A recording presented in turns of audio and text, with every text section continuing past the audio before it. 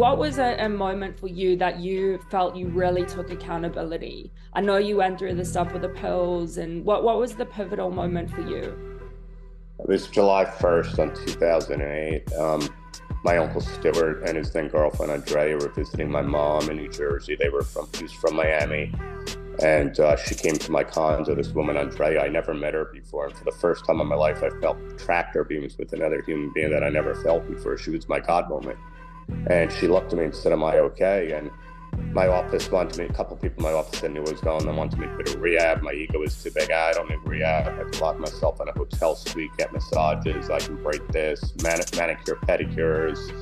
No, that doesn't work. And I told her what was going on. The first time in my life, I freely opened up to a complete stranger. And she's like, "Do you realize you're an addict, that your life's unmanageable? Do you realize that you're powerless and have a disease?" And then she looked around and pointed to all the photos of me and Pamela Anderson and Magic Johnson and Hulk Hogan and all the big stars and icons I work with. And she goes, "Do you realize it doesn't matter if you're Femial or Jail or Park Avenue or Park Bench, the disease of addiction will take you to your knees. It does not discriminate."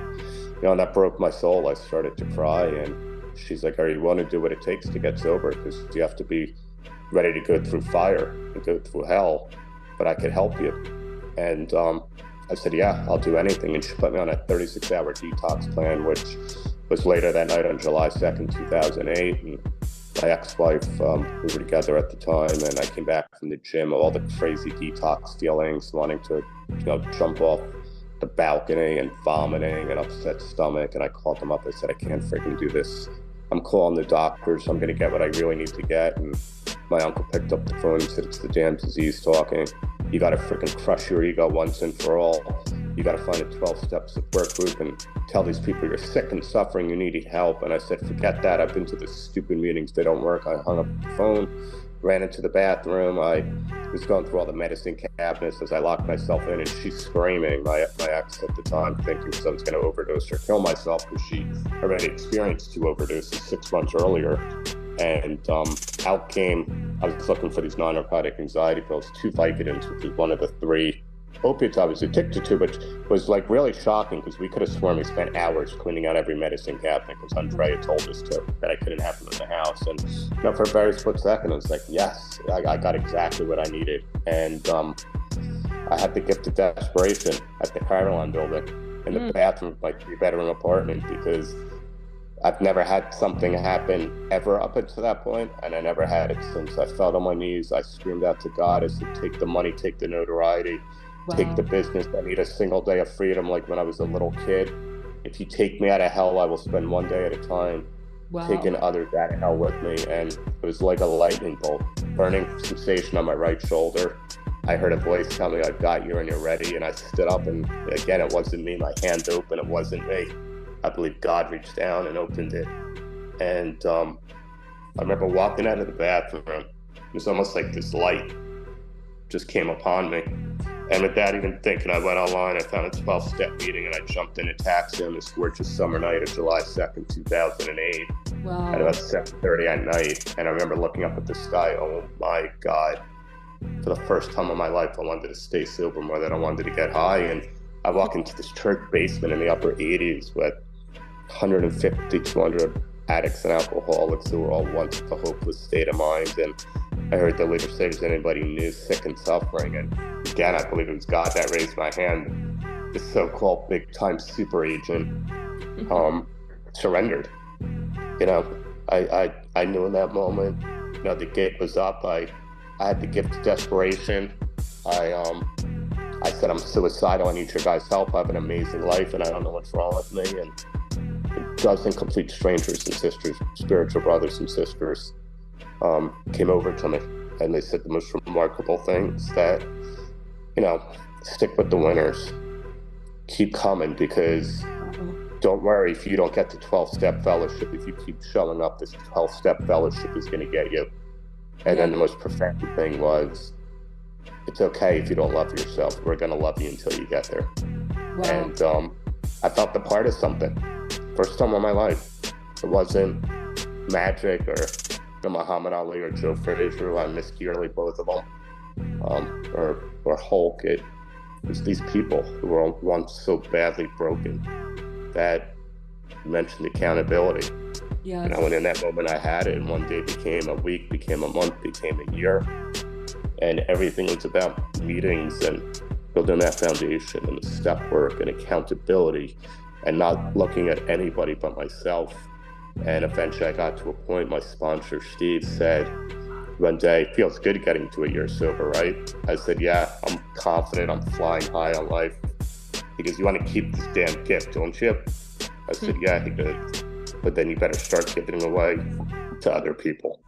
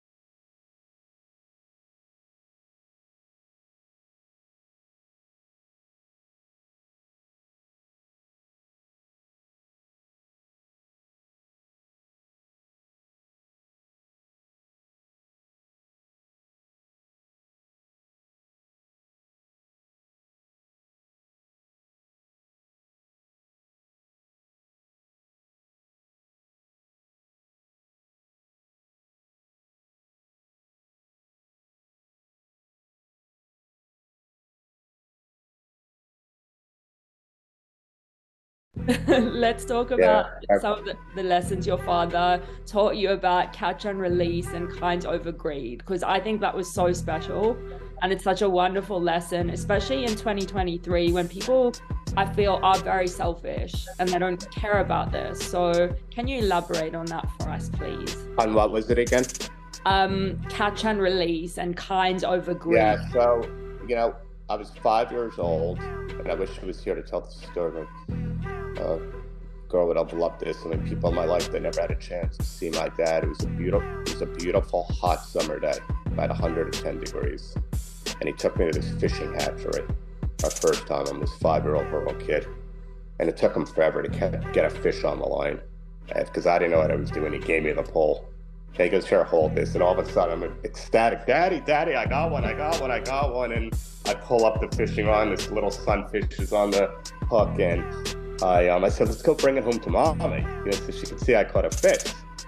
And he sits me down. He goes, "We can bring it home to Mommy, But just so you know, the fish is going to die. So the choice is up to you. You can catch it, which you just did, and release it so somebody else can feel the same experience that you just felt, and that fish can get bigger. And that's what life is about.